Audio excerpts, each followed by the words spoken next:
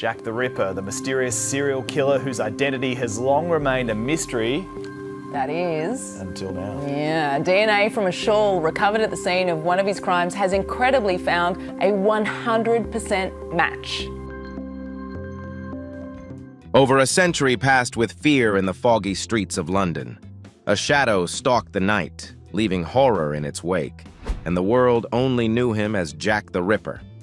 Serial killers' nicknames come up a lot on this show, but for my money, the best one probably is the first one, Jack the Ripper. Gotta be honest, the name Aaron Kosminsky just doesn't have the same impact, doesn't pack the same punch. For 137 years, he had no face, no name, just terror that authorities couldn't stop. But now, a single piece of fabric, ignored, dismissed, forgotten, has finally revealed the truth. How could such a tiny clue elude investigators for so long? And what does it mean that modern science can finally unmask a killer history couldn't catch?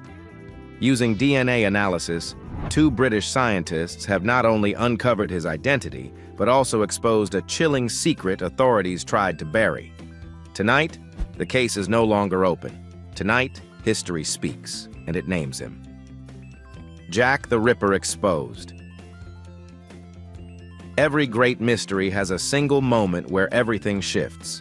For the Ripper case, that moment came not in a laboratory or a courtroom, but at an auction house in 2007. A man named Russell Edwards, an author and amateur detective who had spent years obsessed with the Whitechapel murders, placed a bid on something most experts had written off as worthless: a stained, tattered silk shawl. This wasn't just any piece of fabric. According to its history, this shawl was recovered from the scene of the Ripper's 4th canonical victim, a woman named Catherine Edwards, on the night of September 30th, 1888. Has one of the world's most notorious murder mysteries finally been solved? A tiny trace of DNA on a Victorian shawl could hold the key to the true identity of the serial killer known as Jack the Ripper. The story goes that a police officer at the scene, acting Sergeant Amos Simpson, took it home as a morbid souvenir. It had been passed down through his family ever since, stored away, forgotten, dismissed by serious researchers as just another piece of Ripper memorabilia in a market flooded with fakes. But Edwards saw something different. He saw potential.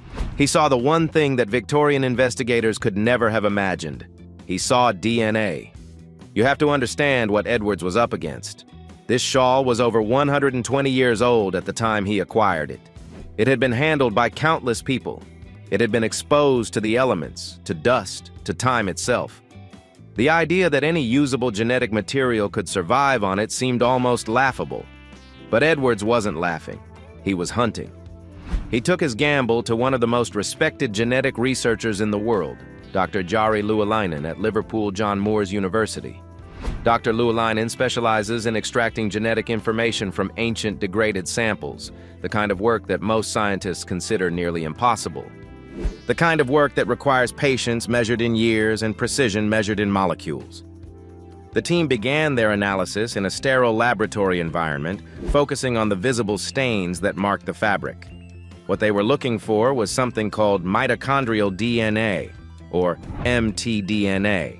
Now, this is where science gets fascinating, so stay with me here. Most people know that your DNA is a combination of genetic material from both your parents. But mitochondrial DNA is different. It exists outside the nucleus of your cells, in tiny structures called mitochondria. And here's the crucial part.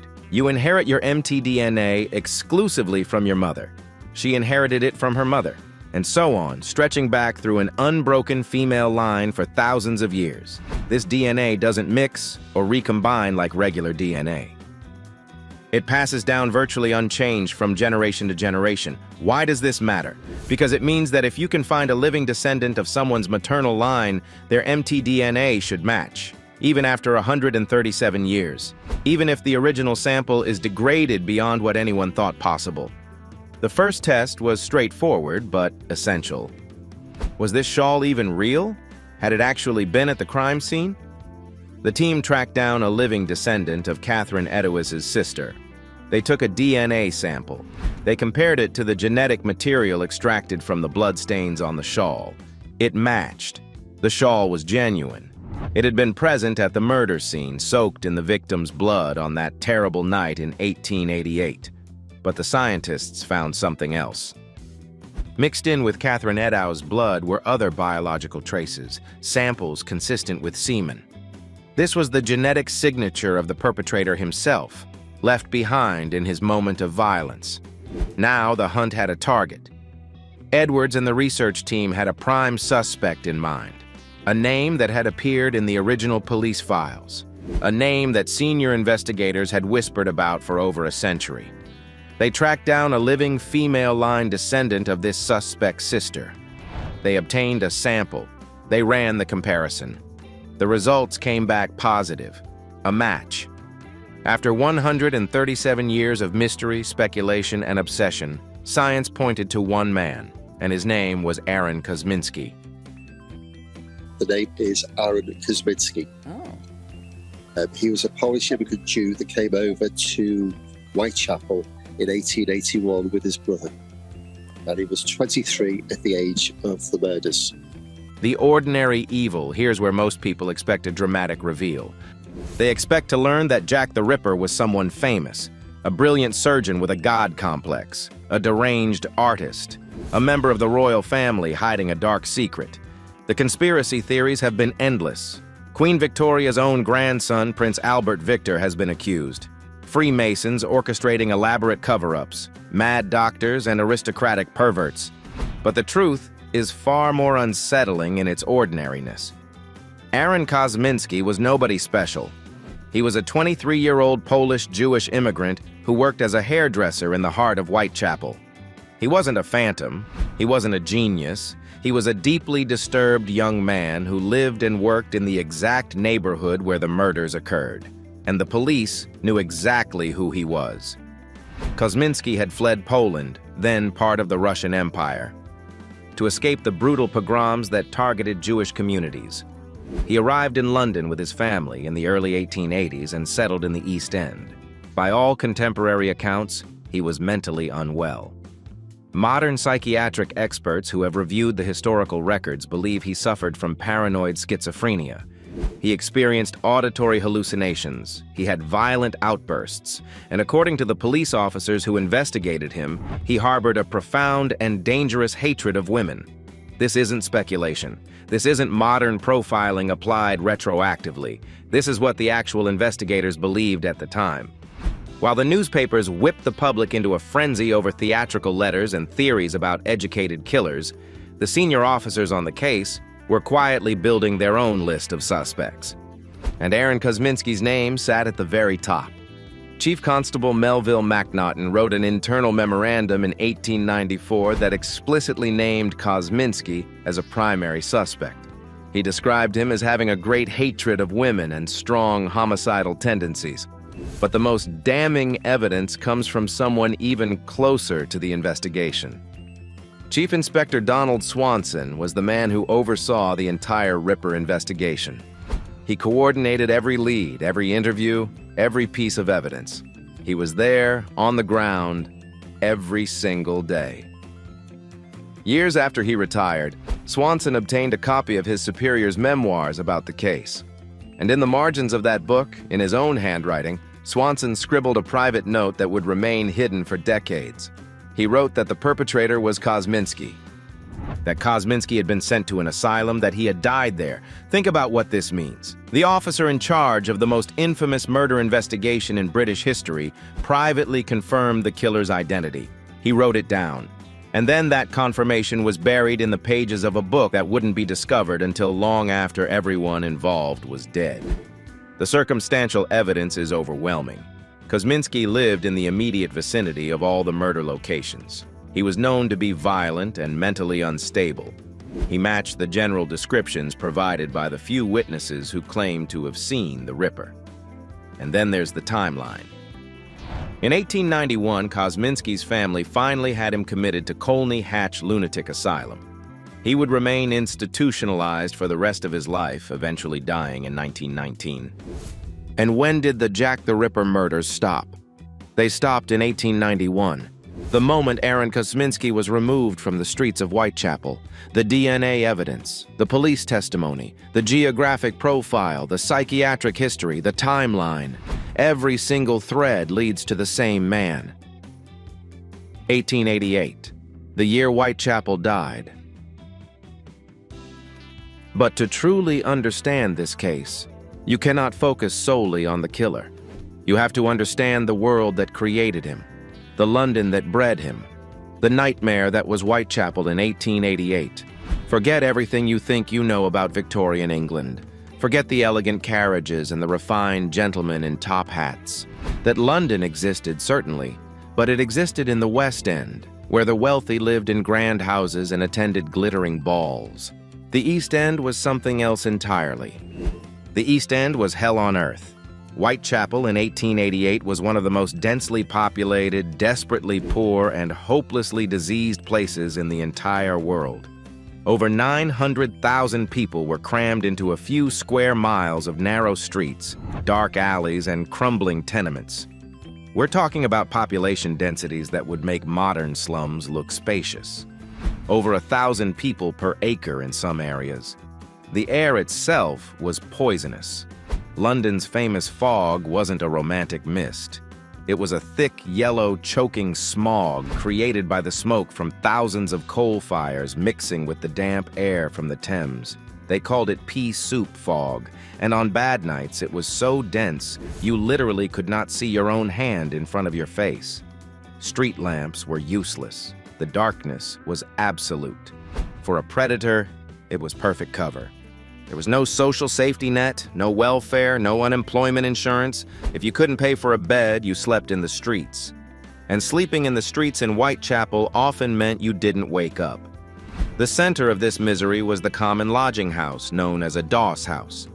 These were filthy, overcrowded establishments where you could rent a bed for 4p a night.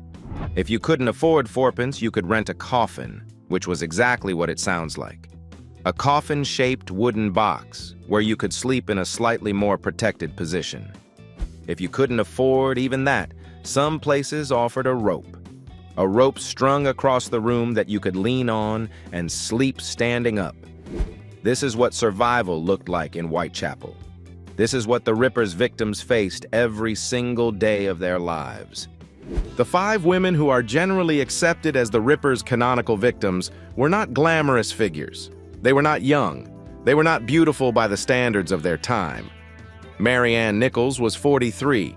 Annie Chapman was 47. Elizabeth Stride was 44. Catherine Eddowes was 46. Mary Jane Kelly, the youngest, was about 25. They were women who had fallen through every crack in society. Women who had lost husbands, lost families, lost hope. Women who walked the streets of Whitechapel in the fog and the darkness, desperate to earn the few pennies they needed for a bed that night. They weren't looking for adventure. They weren't taking risks for excitement. They were trying to survive one more night. And that desperation made them vulnerable. It made them trust strangers they should have run from. It made them follow men into dark corners because the alternative was sleeping in an alley where anything could happen anyway. The Ripper didn't need to be clever. He didn't need to be charming. He just needed to be local. He needed to know the streets, the alleys, the escape routes.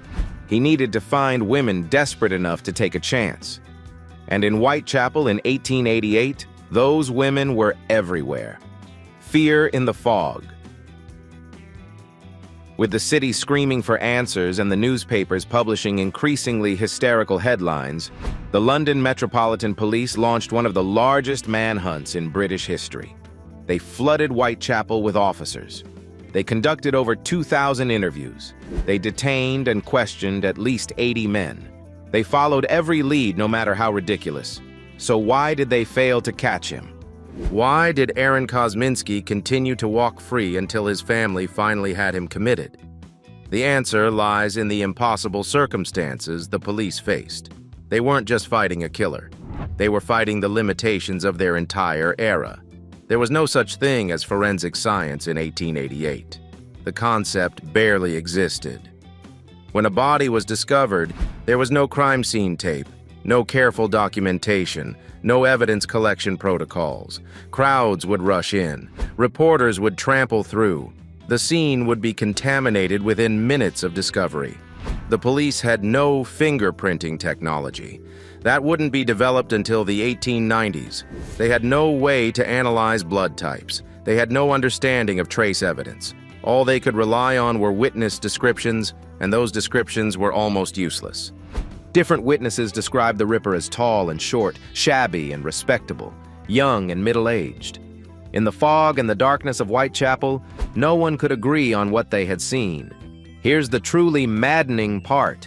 The police did find evidence. They just didn't know what to do with it. Near the scene of Catherine Edowiz's murder, the same victim whose blood stained the shawl, officers found a piece of her apron. It had been cut away and discarded by the killer. On the wall above it, someone had written a message in chalk. The words read, "The Jews are the men that will not be blamed for nothing." Was this a message from the killer? Was Kosminsky, who was Jewish, attempting to deflect blame onto his own community? Or was it simply random anti-Semitic graffiti, completely unconnected to the crime? We will never know, because Sir Charles Warren, the commissioner of the Metropolitan Police, was so afraid the message would incite anti-Jewish riots that he ordered it erased immediately, before it could be photographed, before it could be analyzed. The police literally washed away one of the only pieces of physical evidence they ever found. And then there were the letters. The Ripper case became the first true media sensation of the modern era, and it happened because of a letter that arrived at a London news agency in late September 1888. The letter taunted the police, promised more murders, and was signed with the theatrical name that would echo through history: Jack the Ripper. The problem?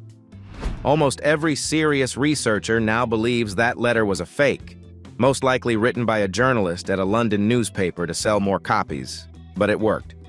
It created a global frenzy. It gave the killer a brand, an identity, a mythology, and it sent the police chasing thousands of copycat letters while the real killer continued his work. But one letter was different. One letter was almost certainly genuine. It arrived at the home of George Lusk, the head of the Whitechapel Vigilance Committee, a group of local businessmen who had organized to patrol the streets. The letter came in a small cardboard box. Inside that box was half of a preserved human kidney. The letter, written in a cruder hand than the theatrical Dear Boss correspondence, claimed the kidney had been taken from one of the victims. And indeed, Catherine Edowiz had her kidney removed during her murder.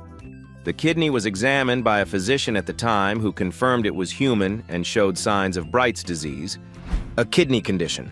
Catherine Edowiz was known to have suffered from kidney problems. This was real evidence, a direct link to the killer. And it led nowhere. The police had no way to definitively prove the kidney belonged to Edowiz. They had no way to trace where it came from. They had the killer's taunt in their hands and they could do nothing with it. DNA, Vria's Jack the Ripper. When Dr. Luulainen and his team published their findings in the Journal of Forensic Sciences in 2019, they didn't just make a claim. They presented rigorous scientific evidence that had been subjected to peer review and repeated testing. The methodology was straightforward but painstaking. First, they needed to establish that the shawl was genuine. That meant proving it had actually been present at the murder scene. By obtaining mtDNA from a living descendant of Catherine Edowiz's sister and matching it to the DNA in the bloodstains, they confirmed the shawl's authenticity beyond reasonable doubt. But proving the shawl was real was only the first step. The crucial evidence was the other biological material found on the fabric. The samples are consistent with the killer's genetic signature. The team extracted this material and sequenced its mtDNA. Then they obtained a sample from a living descendant of Aaron Kosminsky's sister. Remember, mitochondrial DNA passes unchanged through the maternal line. If the mtDNA from the shawl matched the mtDNA from Kosminsky's maternal descendant, it would mean the biological material almost certainly came from someone in Kosminsky's direct maternal line. It matched. The researchers were careful not to overstate their findings. They acknowledged the limitations of working with degraded samples. They discussed the possibility of contamination, but they concluded that the evidence strongly supported the identification of Aaron Kosminsky as the source of the biological material on the shawl. This wasn't a perfect smoking gun. Ancient DNA analysis never is. But combined with the historical evidence, with the police testimony, with the geographic and psychological profile, with the timeline of Kosminsky's institutionalization matching the end of the murders, the case becomes overwhelming.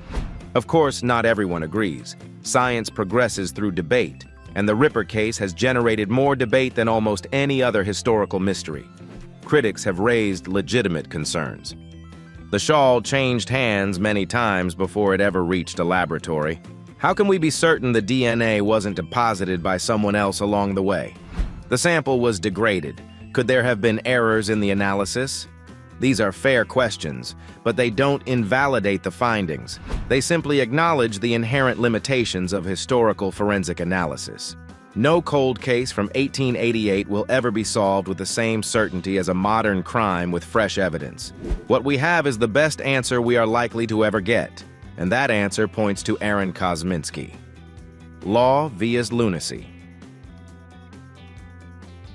If the police knew Kosminsky was their man, why didn't they arrest him? Why was he allowed to continue walking the streets of Whitechapel until his family committed him to an asylum? The answer lies in the legal standards of the Victorian era.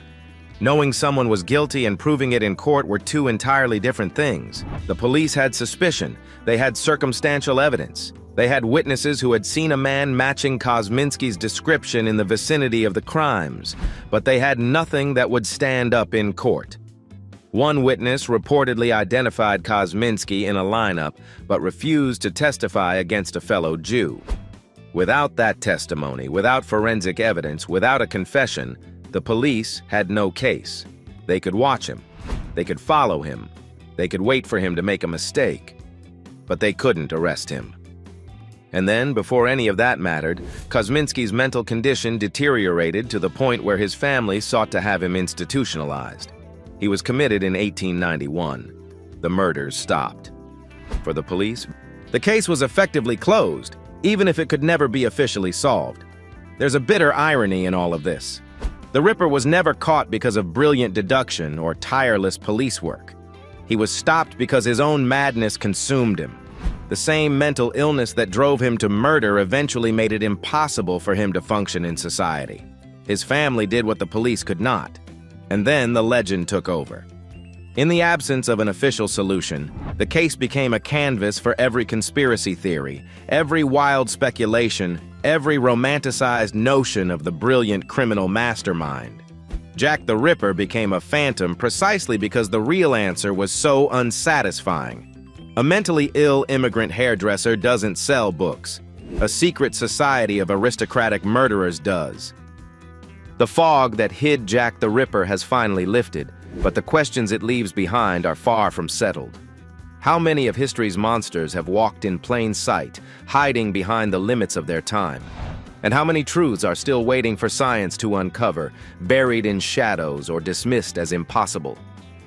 Aaron Kosminsky may close one chapter, but the pursuit of justice, the search for understanding, and the uncovering of secrets that challenge everything we thought we knew, it's just beginning. What other mysteries of the past are waiting for the right mind, the right technology, to bring them into the light? And perhaps the most unsettling question of all, what secrets are still watching us from the shadows, waiting for their moment to be revealed?